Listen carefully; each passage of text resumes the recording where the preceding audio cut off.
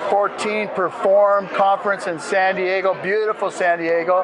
I'm here with my guest, Susan Dockerill. Susan, welcome. Oh, welcome. Thank you. And Susan, you are, among many things, the thought leader in this idea of less stress parenting, less stress. What's next? We want less stress. How do we get to less stress? So first of all, tell us a little bit about less stress and what you're doing in that space. Well, I created a foundation called LifeWorks, and the idea is that if we have the right tools, we can do our life's work a lot better. And so what I've been doing for the last 17 years is helping families by providing tools that help solve problems.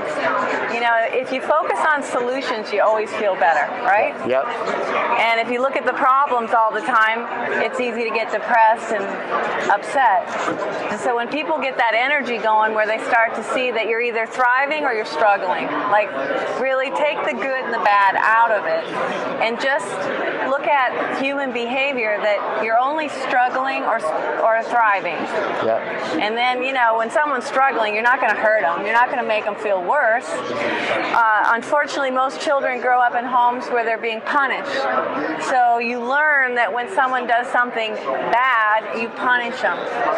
And unfortunately, human beings grow up wounded, and they get married, and then when their spouse misbehaves, they have a tendency to punish them, make them feel worse. And then people kind of go apart.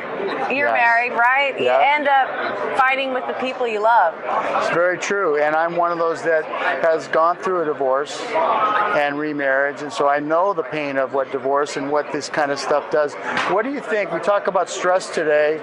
Does it seem like the stress levels are at an all-time high, or where we're at today, especially in this country? Well, it's really our minds that are being bombarded with technology. If you think about it, I don't know about you. You have a smartphone? Yes. Yeah. Well, my husband accuses me of, I used to kiss him at night before I go to bed, but now I check my messages. And, that creates some stress. Yep. We're a society where we're reaching out to our computers and our phones, and that'll create stress with less touch, less talking. And, it's kind of like being aware of these things and making a new commitment to turn our phones off. It's kind of like we don't text and drive. I think it would be a really big thing to take that phone out of the bedroom, leave it plugged in, at the office or at the desk, get an alarm clock. We kind of gave up on those things, but, So it seems like we're not shutting down, so stress is on an all-time high. What are some of the solutions? In your experience and your expertise, what are some of the things you're bringing tools-wise to people that can minimize the stress? What kind of practical things can they be doing? The number one thing is to put yourself first. And I know when I say that, everybody thinks what? Selfish. Exactly. But what if I could replace that with people are not selfish, they're actually responsible? I like that word better. Because if you're taking care of yourself, you don't blame other people when your life doesn't work. Yep. And so by being responsible, you're kind of the one in charge of making sure that you have less stress in your life by doing one of the homework assignments I give parents is to do 4 different things each week for yourself. And right off the bat, when you start taking care of yourself, you start feeling better. And then next is your relationship.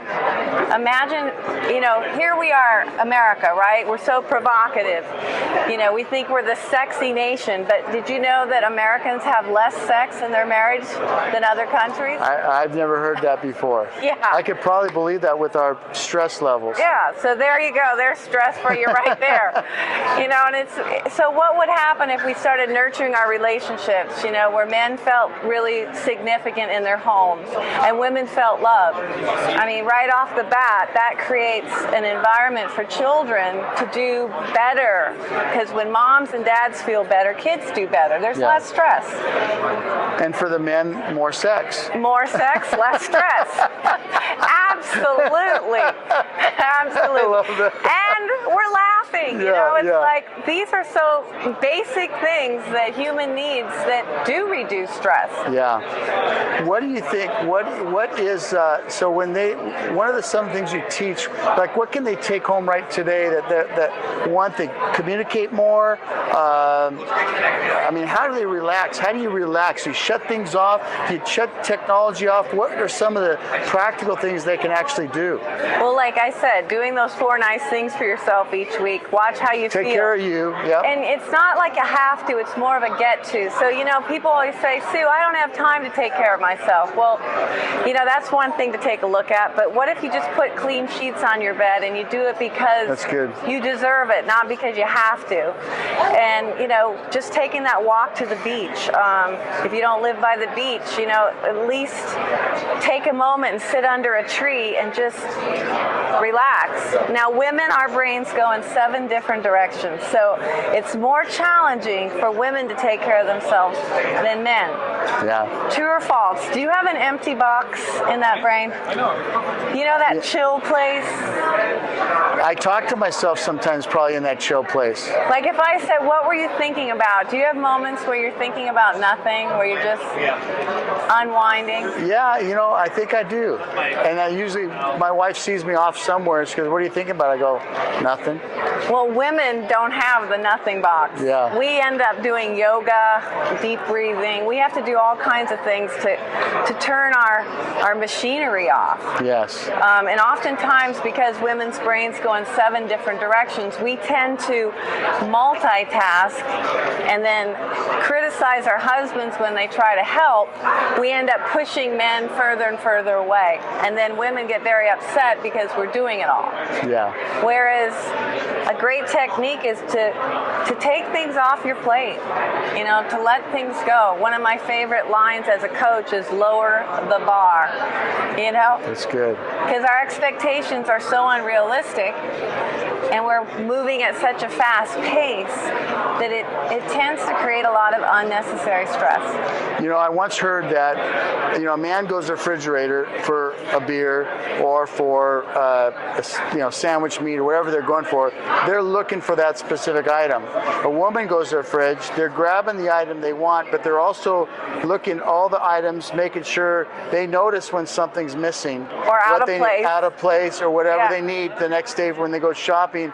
We're not even looking at those things. No. We're looking at what we want, grab it, and walk out. And that's why, you know, a man's brain goes in 2 different directions. You know, really, if you look back towards the caveman time, your job was to go out, hunt, kill it, bring it home, throw it down in the cave, and then the women with our 7 different directions would take that meat, skin it, make clothes for the children, take the bones, make, you know, dishes, utensils to eat with, and then we'd cut up the meat and we'd store it and sort it and make sure that there was enough food for the family and continue to have babies. Yeah. You would now wake up, maybe have sex, and go out and hunt some more. And then come home and eat. And then come home, eat, and sleep, and boom.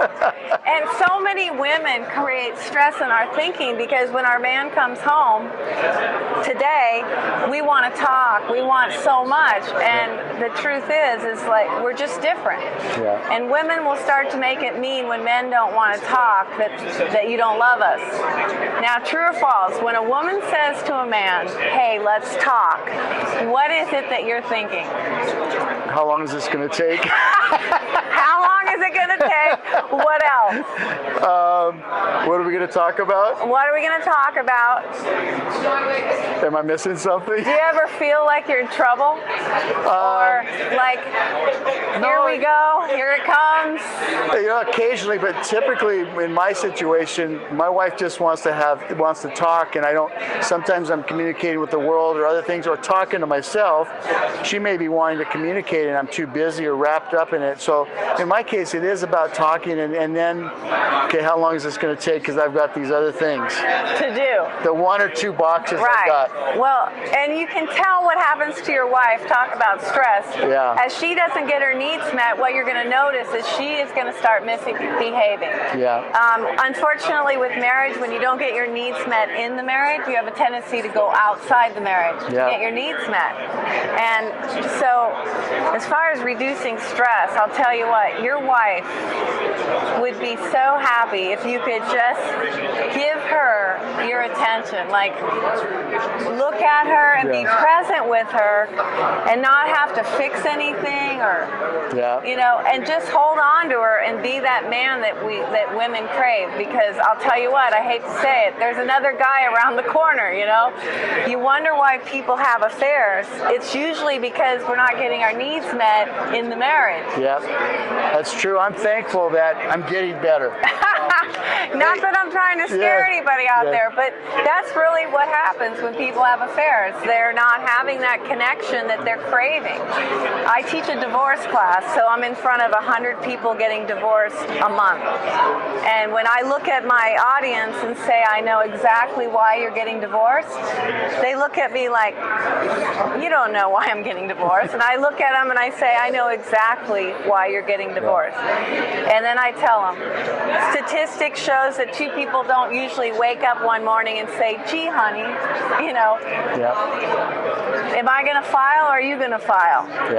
Statistics shows that one of you in the marriage starts to realize that, hey, in this marriage, I'm not feeling loved. I'm not feeling valued. I don't feel like I belong and I don't know how to fix it. And when human beings don't get their needs met, they misbehave. Or they go apart. So for our audience here, and Susan, thank you. For the audience here, take heed, take notice, get into less stress mode, pay attention, especially to each other. Go home and love that wife. Live in a higher caliber of life. Susan, thanks so much. Oh, thank you. It's been a pleasure. It's been a pleasure.